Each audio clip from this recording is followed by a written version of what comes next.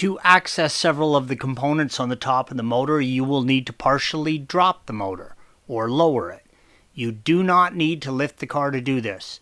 The motor and mounts are designed to slightly lower it from the factory so you can get access. You're going to be working around the exhaust, so make sure the vehicle is cold. Do not lower the motor far enough that you disengage the 18mm nuts or that the engine rests on the crossmember mount. If you are removing the resonance tube or replacing the starter, you will need the extra room. This means dropping the sway bar or rear crossmember depending on your vehicle. The mounts, red arrows, are located at the rear of the engine compartment on both sides of the airbox. You will not be working on the top of the mount. You do not need to touch the upper hardware. This image is just to show you where the mounts are actually connected to the frame, red arrows, and where you will be accessing the 18mm nuts, blue arrows. You do not need to remove anything. Support the engine from below with a jack and a piece of wood.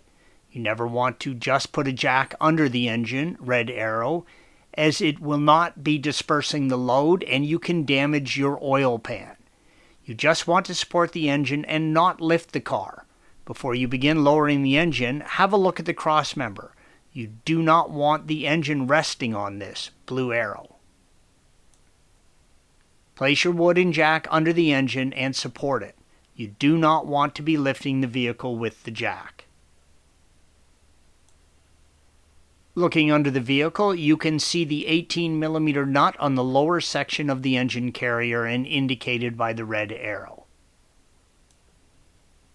This image shows the nut on the left side. Both can be accessed with an extension and a deep socket. Working under the car, loosen the 18mm nut, red arrow, that holds the mount to the engine carrier. Make sure the engine is well supported before attempting this and check as you go. You want to loosen them equally. Try one side while the engine is fully supported. If the nut comes off the thread, thread it back on. Do both sides and slowly lower the jack until the engine is resting on the nuts. Leave the jack in place while working. Installation is the reverse of removal.